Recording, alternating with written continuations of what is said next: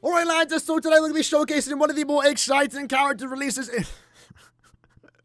I can't lie. We're showcasing a Najik unit. Here we go. I guess before we even do talk about the character, let's quickly compare the character's model to the original one. Well, I think if anything, the best part about the new one is his actual base stance, where we do get to see Kimpika on full display, actually showcasing the lights. Whereas the original one had more so it's sheathed. There is a slight upgrade in the character's face here. I definitely do prefer the new one. There's more definition on the muscle. And of course, the color for everything is just a lot different, right? But let's talk about Tanjiro and also discuss about the current state of Naj units, right? So there's nothing entirely wrong with this character in particular. It's just the way every normal attack damage character since Very Hard Gilquest has released, because it's kind of like a double-edged sword where, you know, near 2022, early 2023, normal attack damage characters were kind of just dead. Like if a normal attack damage character released, they were kind of just useless. They had no place in the game, because in Guild Quest, you would just nuke with SP characters. And I guess if you didn't have like a good nuke team, normal attack damage characters were good. But obviously, as we did see with Very Hard Guild Quests,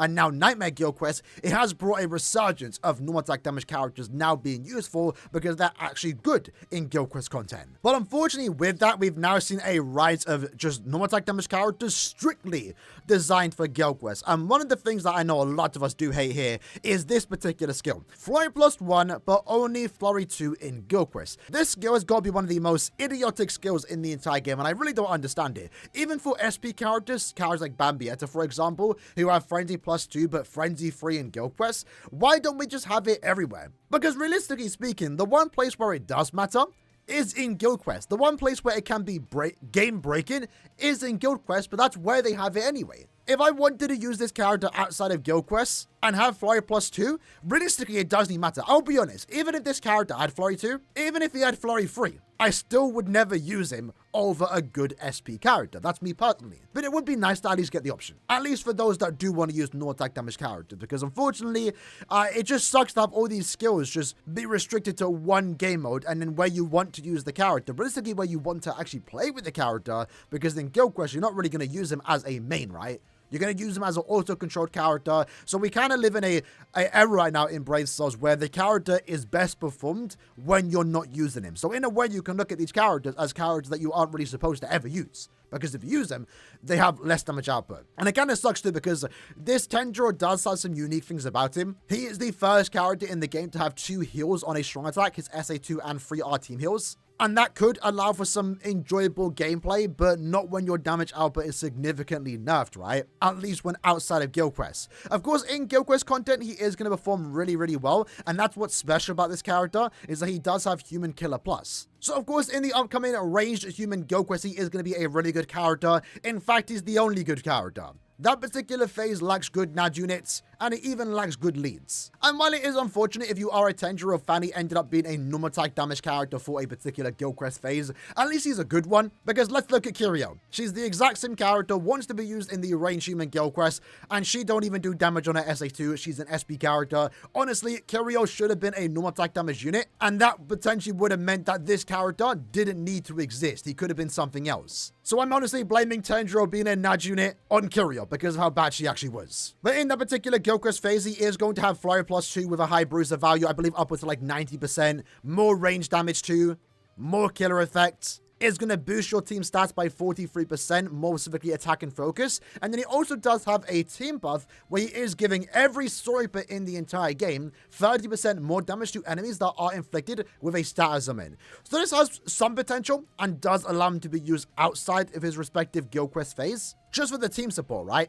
Because realistically, you could slide him into any Guild Quest where you are maining with Soribas, whether they're a normal attack damage character or an SP character, because with that, you're getting 30% more damage, and you're also getting 43% more attack and also focus. I guess we might try him out in the future on how he does perform as a side in a Guild Quest where he's not supposed to be used in. We'll see how it does go, because there is potential there. Not guaranteed to be a hit, but potential, right? And I guess while we're on the topic, because I do get this comment quite a lot, why can Caleb not make good Naj units, right? For example, the attack boost is a skill that we've not actually seen quite often.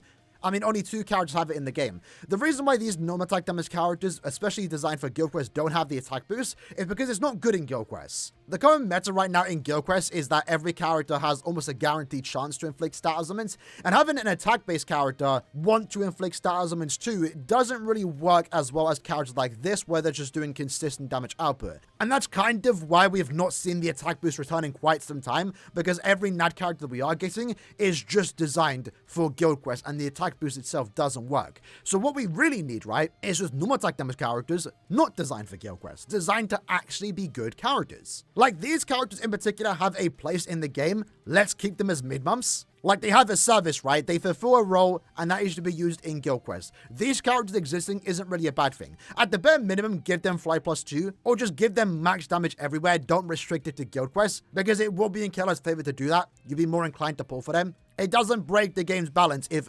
Tenjiro had Flurry 2 everywhere else, if he had more range damage everywhere else. Where it does break the game again is in Guild Quest, but he already has all that damage output. Yeah, I think we just need more normal attack damage characters, at least every now and then, similar to Aizen's level. That is good, that has a gauge effect, that has the attack boost, increased chance. Maybe an EX attack, because right now in the last couple of so years, every new mechanic is always based around SP characters. It makes sense, let's be honest, the majority of the player base does prefer using SP characters, but then again, you're kind of encouraged to because they get all the cool things. We've not really seen any cool mechanics on normal attack damage characters, at least in the last 2 years, besides the attack boost, and maybe the SA2 doing a different effect. Like, for example, Future Society Orihime has a tracking vortex. That's cool. Let's see that more often. But I guess for those that are wondering how to best build Tenjiro, in case you do want to use him, of course, level 10 attack and full stamina, give him a golden Chappy Hollow Bay, all with 30% attack, and then just go with 3 normal attack damage soul traits. If anything, you could go with recharge and full stamina. That honestly does work, but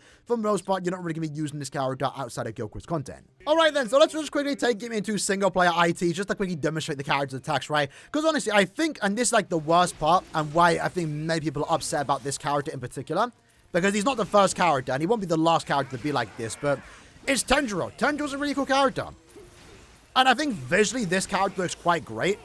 Like, his Nad String being the 3 water attacks, and the 4th hit is the light beam. It's a very similar normal attack string 2000 you but with Aizen, funny enough. So I feel like he did a good job incorporating the water attacks that he does have going with his Zanpakuto. Honestly, my only complaint about this character visually is that he doesn't do any of the red water attacks, the red blood ones. And you know, since they doubled down and made the SA2 and 3 a heal move, I feel like they should have just made the SA1 a heal move too. Why not? We have seen it in the past. I feel like it would have been really cool just to have 3 heal attacks.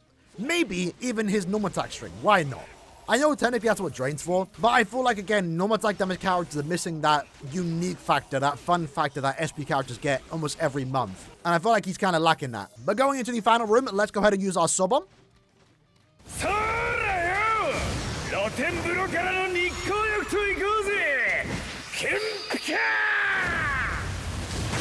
I think it's a really cool soul bomb, I'll be honest.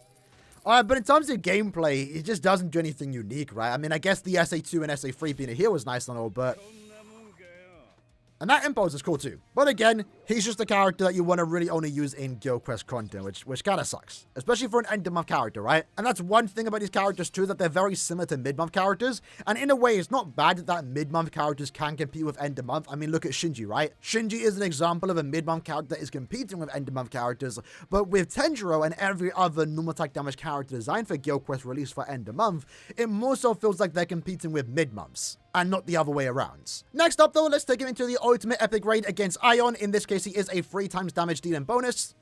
And epic raid content in particular was usually where, you know, normal attack damage characters could actually shine in, because, you know, you're not going against multiple waves, there's one boss, SP characters have cooldowns, normal attack damage characters do not. So epic raids usually was the place where normal attack damage characters could shine the most.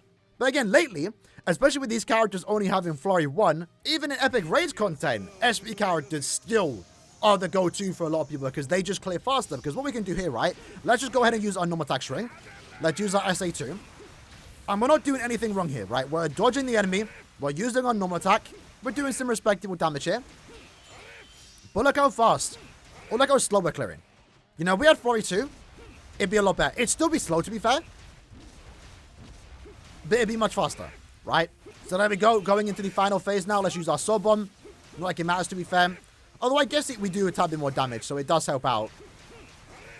But in this case, it's taken us almost like, what, 40 seconds to get to the final phase. At this point in time, OH-etsu would have already started the next lobby. At this point in time, maybe he would have already cleared the next lobby.